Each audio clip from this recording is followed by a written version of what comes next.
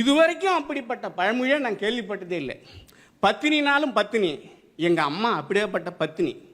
சித்திரை வைகாசியில் காயும்னா காயும், ஐப்பசி கார்த்திகையில் பேயும்னா பேயும் அப்படின்னு ஒரு பழமொழி. சித்திரை வைகாசியில் இயல்பாகவே காயும், மானம் காஞ்சிட்டு தான் கிடக்கும். ஐப்பசி கார்த்திகையில் மழை திடீர்னு பெய்யும். அதுதான் பத்தினினாலும் பத்தினி, எங்கள் அம்மா அப்படியேப்பட்ட பத்தினி. சித்திரை வைகாசியில் காயும்னா காயும், ஐப்பசி கார்த்திகையில் பேயும்னா பேயும். இப்படி இயல்பாக ஒரு நடக்கிற ஒரு நிகழ்வை தன்னுடைய கற்பத்தனத்தால் தன்னுடைய சாதுரியத்தால் நடந்ததுன்னு சொல்லி இவங்கெல்லாம் தன்னுடைய வாழ்க்கையை ஓட்டிக்கிட்டு இருக்காங்கிறது அந்த பழமொழிகள் இருக்குது. அது மாதிரி நீரில் பாரு சீரை, உப்பில் பாரு துப்ப அப்படின்னு ஒரு பழமொழி இருக்குது. ஒரு பொண்ணு எவ்வளோ, எங்கள் வீட்டில் நான்லாம் சாமான் விளக்கியிருக்கேன்.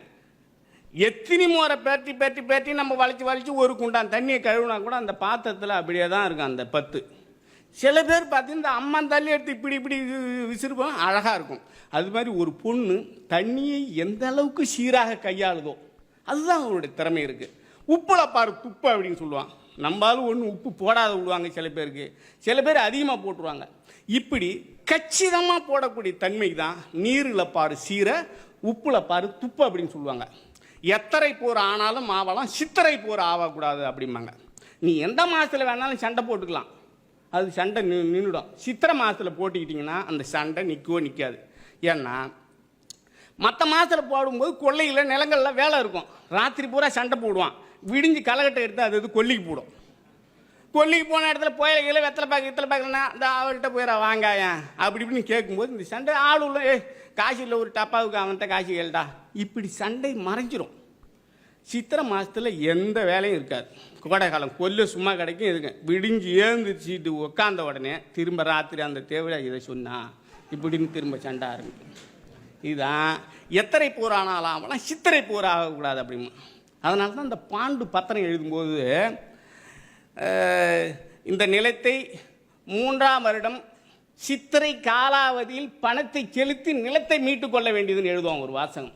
ஏன்னா சித்திரை மாதத்தில் கொல்ல சும்மா கிடக்குங்க இதெல்லாம் இருக்க. இப்படிலாம் இந்த சொற்களை எல்லாம் நான் பிரமிப்பு அடைஞ்சிட்டேன். அதே போன்று இந்த சொற்கள் இருக்கும்போது நம்பிக்கைகள், அந்த பகுதியில் நம்பிக்கைகள்.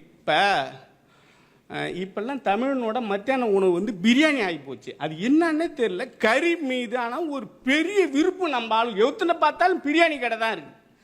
இப்படி இருக்கும்போது அந்த காலத்தில் மனிதர்களுக்கு குறைவாகவும் பேய்களுக்கு கொஞ்சம் அதிகமாகவும் இருந்தது அந்த காலத்தில். இப்போ நம்ம வீட்லேருந்து ஒருத்தவங்களுக்கு கறி குழம்பு எடுத்துகிட்டு போனாங்கன்னா சும்மா எடுத்துகிட்டு போக மாட்டாங்க. அதில் எது எடுத்துகிட்டு போவாங்க? ஆமாம், வேப்பலை, ஆணி, இல்லைன்னா ஏதோ இரும்பு, பட்டை மிளகா, அடுப்பு கறி, எனக்கு தெரிஞ்ச 4 எடுத்துகிட்டு போவாங்க. விளக்கமாறு கூட, இது புதுசாக இருக்குது. ஆமாம், விளக்கமாறு வச்சுக்க. ஏன்னா சரி சேர்த்துக்கோம். வேப்பலை எதுக்கு? அம்மன் சாமிடா, கிட்ட போகக்கூடாது. ஆணி குத்திடுவான் கிட்ட போனான். ஆயுதம். விளக்கமாறு விளாக்கொல்லிடுவான்னு கூட வச்சுக்கலாம். விளக்க மாத்தால் விளாசிடுவான், கிட்ட போகக்கூடாது. பட்டை மிளகா இருக்கிறதுலே பேய்க்கு ரொம்ப பயம் பட்டை மிளகா தான். இப்பவும் எந்த பூசாலியாலையும் அந்த பேயை ஓட்ட முடியல அப்படின்னா படியில் நெருப்பு போட்டு, தணலில் நெருப்பு போட்டு பட்டை மிளகாயை போட்டு அந்த பேயை மூஞ்சில் பிடிச்சான்னா பேயெல்லாம் போகிறன்னு போடும். இந்த மாதிரி சிக்கல். பட்டை மிளகா போடுறான், அடுப்பு கறி எதுக்கு போடுறான்? இதையும் மீறி பேய் கறியை பிடுங்கிச்சுன்னா நான் அந்த கறியை எடுத்துகிட்டு போகிறேன், சும்மா அடுப்பு கறி எடுத்துகிட்டு போகிறேன். எப்படி பேயை ஏமாத்துறான் பாருங்க.